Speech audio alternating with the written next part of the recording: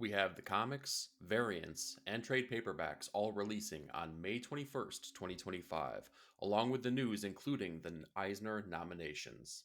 Let's talk about them all here on the cover story.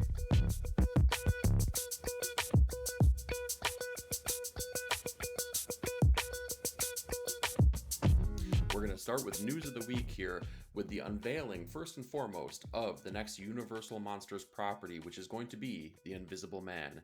This is going to be spearheaded by James Tynion with artwork by Danny. This has me incredibly excited. I feel like the team up of this duo is really going to be able to deliver another fantastic Universal Monster property, as we've gotten other really great things here. James Tynion being on the Dracula property, and Danny has done fantastic work here, most recently notably from the G.I. Joe Silent issue with Jinx. I think that this pairing is going to work out really fantastically, and I think has the potential to reach the same heights that we've gotten from things like Dracula and most recently the Frankenstein property by Michael Walsh. Really excited to see where they're going to be taking things from here on out. Next up, we have the official return of Kristen Ritter into a Marvel property, bringing Jessica Jones into the official MCU. It's been announced that she is going to be reprising her role now in Daredevil Born Again Season 2.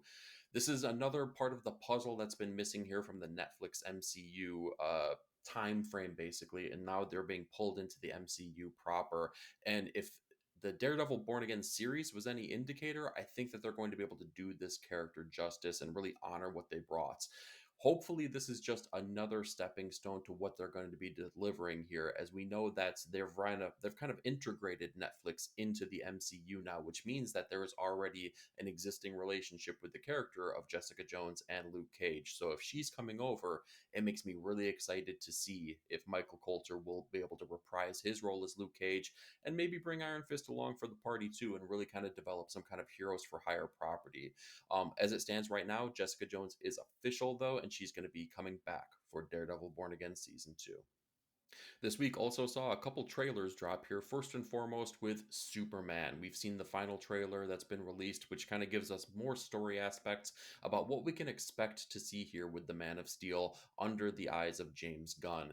And it's got me incredibly excited. I feel like this is going to bring a lot of heart, a lot of emotion. I'm a big fan of the Guardians of the Galaxy property that James Gunn spearheaded. And I feel like there's a lot of faith behind this property. Is it going to be the same thing that we've been delivered from Superman from the Christopher Reeves era, the CW era, or even the Zack Snyder era? No, but that's also awesome because I'm really gracious to see a new interpretation. It's going to be really exciting to see what they're going to do with it. And if the trailers are any indication, it's going to go in a lot of different directions and really open up the scope of what this new DC universe is going to look like. The other trailer is Ironheart, going to be dropping on Disney Plus here in June. And this was kind of the much maligned property that's kind of been in the can for filming here for quite a while. It was announced years ago at this point, and she was introduced in the Black Panther 2 Wakanda Forever movie. And we've been patiently waiting for this trailer to hit. The trailer looked really good. I'm kind of excited to see them take on supernatural properties, as we have the character of Parker Robbins, the Hood, kind of looking like he's going to be the main antagonist, but maybe also early on, maybe a partnership is being developed with him and Ironheart. So we'll have to see how that all unravels here. It's going to be dropping on Disney Plus again in June. And finally, the Eisners have officially been released, giving the nominations for every single category for the Comics Award show. And I'm really excited to see what they're going to be able to deliver. This has been one of the hallmarks of all comicdom. When it comes to awards, this is kind of like the Oscars for making comics. Some of the nominations I absolutely agree with, and I'm really excited about it. Some make me, have questions. We're going to be talking a lot more about this on Ink and Insights on Wednesday, so make sure you tune in for that for further thoughts on the nominations.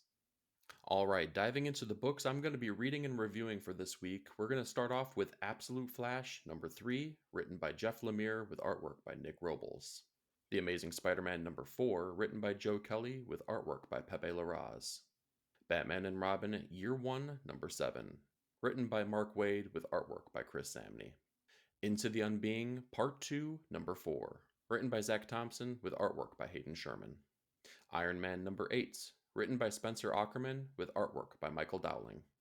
The New Gods number 6, written by Ram V with artwork by Felipe Andrade. Null Hunter number 8, written by Michael Walsh with artwork by Gustavo Vargas. Redcoat number 12, written by Jeff Johns with artwork by Brian Hitch. Spectrum number 6, written by Rick Quinn with artwork by Dave Chisholm. Spider-Man and Wolverine number 1, written by Mark Guggenheim with artwork by Kari Andrews. The Thing number 1, written by Tony Fleeks with artwork by Justin Mason. The Ultimates number 12, written by Dennis Camp with artwork by Juan Frigeri. Wonder Woman 21, written by Tom King with artwork by Guillaume March. Zatanna number 4, written and drawn by Jamal Campbell. Let's talk about some of my favorite variants releasing on May 21st. Starting off with Batman and Robin Year 1 number 7 with cover C by Javier Rodriguez. Detective Comics 1097 cover B by Chris Stevens. The New Gods number 6 with cover C by Felipe Andrade. Null Hunter number 8, cover C by Artyom Takiev. The Ultimates number 12 with the Sanford Green variant. Wonder Woman 21 with cover D by Chris Anka. Let's go over some of the best trades, hardcovers, and deluxe editions releasing on May 21st. Starting with Criminal Volume 6, written by Ed Brubaker with artwork by Sean Phillips. Raymond Chandler's Trouble Is My Business hardcover, written by Raymond Chandler with artwork by Elias Cresias. The Death and Return of Superman Compendium, written by Dan Jurgens, Roger Stern, Louise Simonson with artwork by Dan Jurgens. And finally, Void Rivals Deluxe Edition Book 1, written by Robert Kirkman with artwork by Lorenzo Di Felici. So those are the books and the news that got me excited for this week here, but I'm more curious, what are you looking forward to and what did you think of the news? Make sure to check out more on Ink and Insights every Wednesday at 9:30 Eastern Time, and make sure to check out On the Pull List every Sunday morning at 8 o'clock Eastern Time for every thought on all of the comics I just discussed today. Thank you so much for watching. We'll talk to you next week.